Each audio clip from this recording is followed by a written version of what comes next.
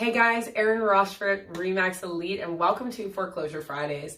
So first and foremost, I am not a lawyer, and any of the information I give you guys here today is just that, information. So if you're looking for legal counsel, please do so.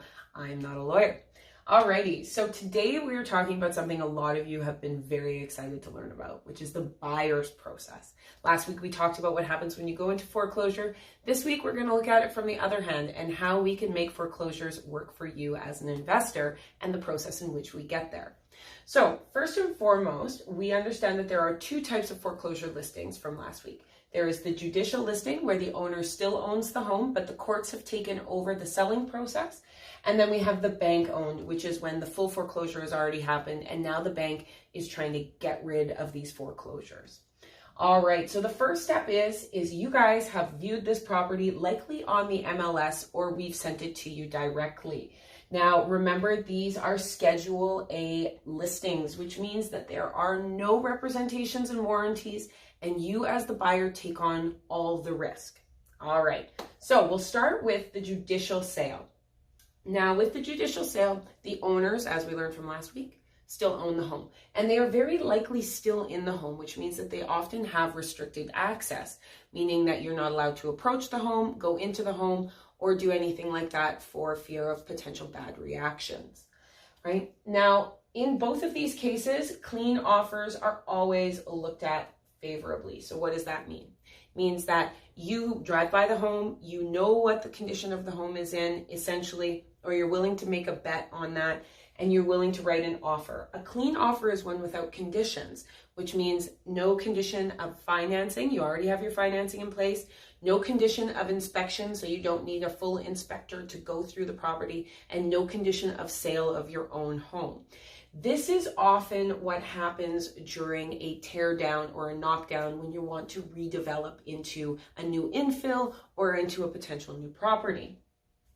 So from there, we decide a reasonable offer to offer the courts, and we will submit that offer into the listing realtor. That listing realtor gives it to the bank's lawyer, who will then present it to court.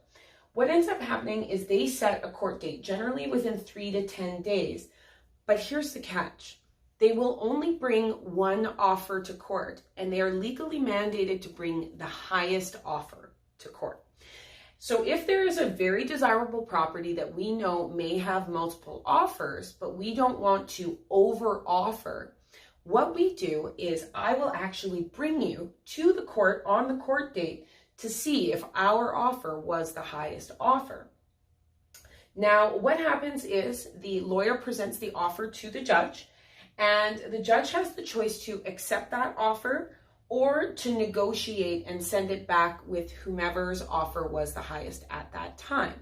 Now, we have the ability, if we are in court, to counter that offer on the table and say, excuse me, judge, we would like to offer, $10,000 above or $5,000 above the offer price that they're willing to accept. And in that way, it's almost like an auction. We can steal those offers. So really great opportunity.